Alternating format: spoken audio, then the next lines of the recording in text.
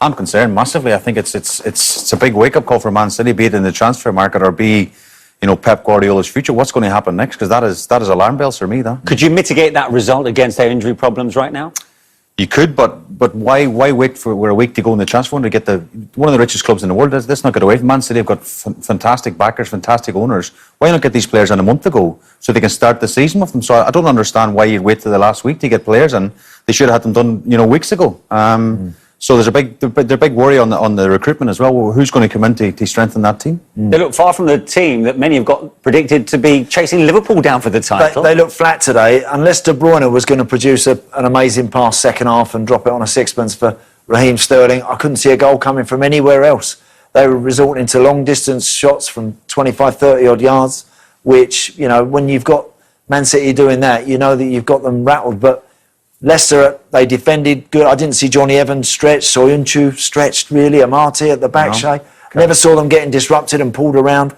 Nice and solid, and they had the great pace and the real killer instinct about their game today. Leicester, very, very good. Yeah, just take a look at this. This is quite something, really. Pep Guardiola's career, and in terms of all the results so far, today's games certainly have given us plenty to talk about. We've got one game still to play. That's West Ham United against Wolves. Sheffield United lost to Leeds United. That was down to Patrick Bamford's late winner. Gives Leeds back-to-back wins. The Blades have lost all 3 of their league games so far without scoring. And Newcastle rescued an injury time point against Tottenham from the penalty spot after a hugely controversial handball decision. Manchester City thumped at home by Leicester, with West Ham looking for their first points of the season at home to Wolves.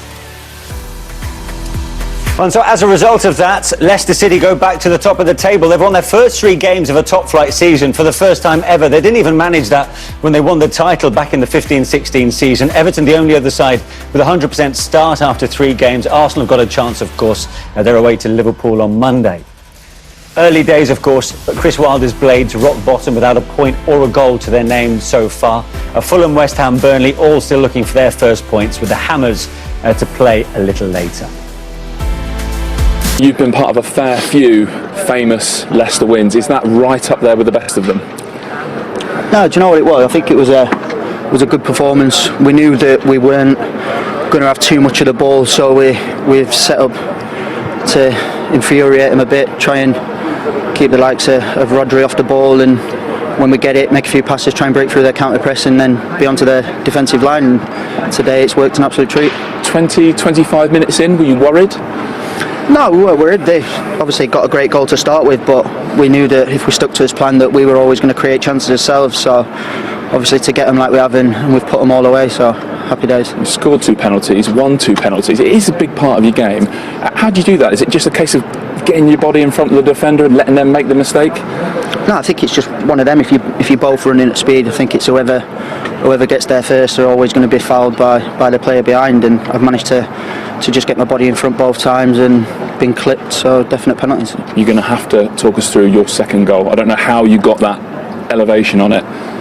Yeah, I couldn't tell you myself. I was just sat on the bench. The lads were calling it a Johan Dink. I think Gary Neville might have said that in commentary as well. They're nicking that off Gary Neville. No, I think with the keeper, as soon as you open your legs as if you're going to let it go, I think they're obviously contemplating going straight through as a cross, so I've just managed to get something on it. It's just managed to go over him.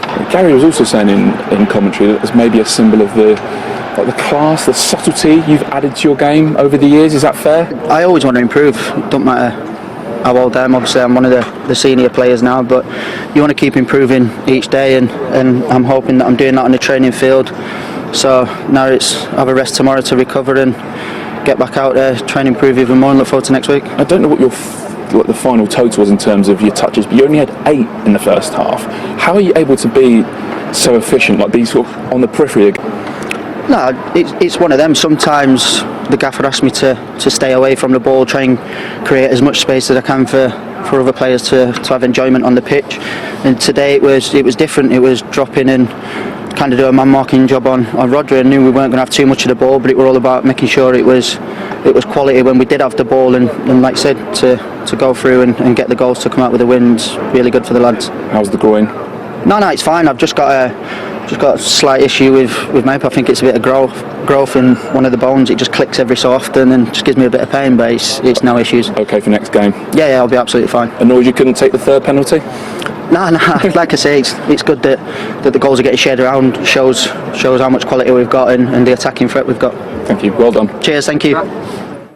Mortem, no doubt, over Manchester City's failings. It's only right, really, we give Leicester credit, and particularly that man, who at 33 seemingly is getting better with age, Andy. He does. I think he's the one thing I think that Jamie Vardy has always managed to maintain. He's always known what he's good at. And his best attributes are his willingness, his pace, and his just sheer endeavour. On top of that, now he's added notable class and quality with his finishing. It's a lot more accomplished now. When he makes his runs, as you get a bit older, you start to less frequent with the runs, but there's more intensity and more intent in them. And if they keep providing him, he's gonna score plenty of goals for them again this season. I think he's an outstanding player.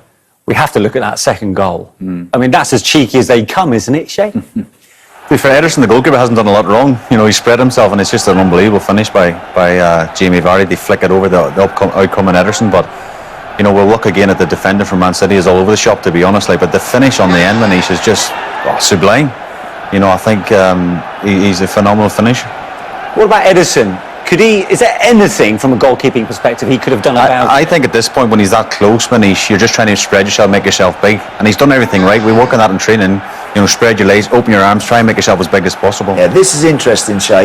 Yeah. You mentioned a point here about whether or not Nathan Ake, just because he's a Bournemouth player, clears this up the line. Yeah. Man City, should he go back to the goalie? For me, all day long. I mean, last year at Bournemouth, as you say, Eddie Howe might have told him, you know, clear your lines, will squeeze the pitch. But now you're playing for Man City, you're a £40 million defender. Yes, you're left-footed, and you want to clear your lines on your left strong foot.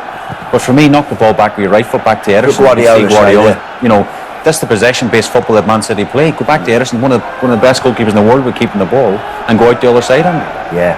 Yeah, and that is a brilliant finish. Whichever way you want to dress that up, and you can look at goalkeepers there, but that is a brilliant run from Castagna, who has impressed again today.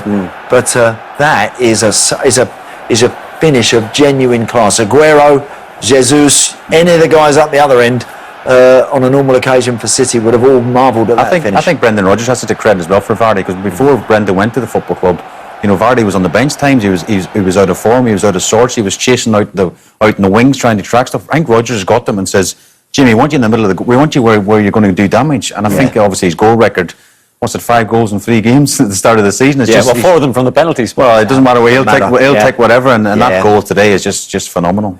He won a couple of penalties. Let's have a look at the second one. It was a foot race, really. Vardy against Eric Garcia. Any debate in the decision, Andy? No, not at all. Garcia's just not aware of Vardy's run, and he's so quick. He's on the move a little bit. He gets his body. He deliberately puts his body between Garcia and the ball, and the City man's lost his awareness. Not really sure of where he is. Has a little nibble at it there, and it's a penalty. You know, it's a great run. It's a clever run, and it's another emphatic slot into the corner. Yeah, he changed his side. It's a bit of a poker game then, because his first penalty went to the keeper's right, and now as a goalkeeper you're thinking, is he going to go the same again? I thought he would, because it was so emphatic, his first penalty, but it's a great finish. Andy, I know you want to say something, but let's just digest this graphic, because this is quite something. Only 3 times has a player scored a hat-trick against a Pep Guardiola side. Jamie Vardy has done it twice, and Lionel Messi is the other one, back in October 2016. No, but again, brilliant, absolutely phenomenal stuff. The one thing I would say for Vardy, defenders, when you're playing against him, you know he doesn't stop running. You know he's always making darting 8-10 yard runs. You should as defenders, you should communicate, I think, and be aware that this guy is always going to be threatening the back of your shirt. He's always running in behind. You must know that you can't rest, you know, and if you don't focus and concentrate, and every penalty City give away today was avoidable if they'd have had more focus.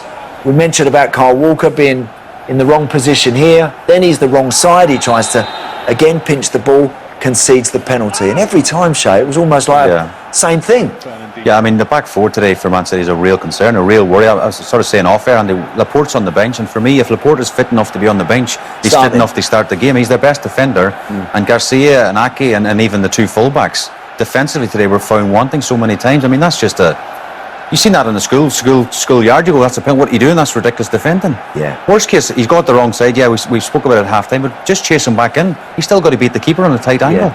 It's poor Do you know, defending. at the start of the show today, we spoke about when you see a back four like that with Aki and Eric Garcia, with respects, and over the years we've seen Company and we've seen all these other amazing players playing at the back for City. When you see that, Vardy would have fancied today. He would have fancied it. He'd have said, "Get the ball into me as much as you can." We saw some great goals today. I mean, we saw Mahrez, we saw Vardy's cheeky second. What about James Maddison's? Well, sometimes when one of these goes in, you think, could the goalie have done more? You can't do nothing about that, Shay, can No, you? it's a phenomenal strike. The only thing I would say is again, I know I'm not in Garcia's case here, but you see he's cut inside. Garcia's got to get down the throat of the ball. He's got to get closer to him. He backs off and he backs off and he backs off. It gives him a free hit. Yeah, he gets close right at the end. When you see a player like Maddison, you know his quality. He's a fantastic finisher. And he turns his back at the last second. And from a goalkeeping point, Andy, the Ederson has absolutely no chance. You've got to give Maddison great credit. It's He's a actually fantastic finish. He's got a load of time there, and he to weigh that up. He's got But you too much you can time. see Andy's going to strike as a defender. Yeah. You've got to get in his face and have a If full that's De strike. Bruyne, you're playing against Kevin De Bruyne. Yeah. You know, if you give him that amount of time to pick his head up and have a look, he's going to do that. Maybe because it's just, I mean, James Maddison's a very talented player, but get out to the ball, get out to it a lot quicker. James Maddison had a say as far as Leicester's fifth was concerned. They played devastatingly on the counter-attack, brilliant finishing, and they thoroughly deserved that. It's a brilliant performance. I think Vardy mentioned in his post-match there about their setup, and you've got to give, again, Brendan Rodgers great credit, because they knew you had to give up possession. They sat deep.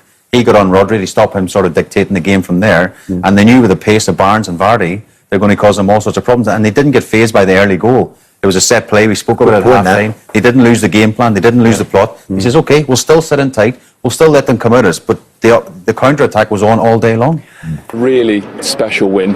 What was key to it? Well, I think to beat Manchester City, you've got to run like hell. That's the first. Have that mentality that you're going to have to work. You know how they move the ball, the tempo. I thought our tactical discipline was very good. But we wanted to sort of condense the pitch in our half, and in the right moments press the game. And then, of course, because of the counter press, you have to get your passes off quickly. And we know we've got speed if we can do that. So we fall behind to you, and that was a brilliant finish. Worried in the first 25 minutes? No, I think whatever, because you always are going to come under that pressure. You know, they start from the off, control the game, dominate the game, and of course, if you concede early like we did, then of course you maybe can worry a little. But I thought we showed good composure, we stayed calm in the game, and then we showed enough in that opening period that if we can make our passes, we can cause them a problem. And actually, I thought we had the better chances in that sort of first half. So, but no, I thought that, you know, real good tactical discipline in the game, showed our quality, played the system very, very well, and it was absolutely brilliant result and performance for us. You adapted your shape and your game plan from what we normally see. Just tell us very simply what the game plan was. It was probably taken me, I've got to be honest, about 13 years to play that way as a manager. You know, since I first became a manager, I'm obviously very much about attacking and being aggressive and pressing the game.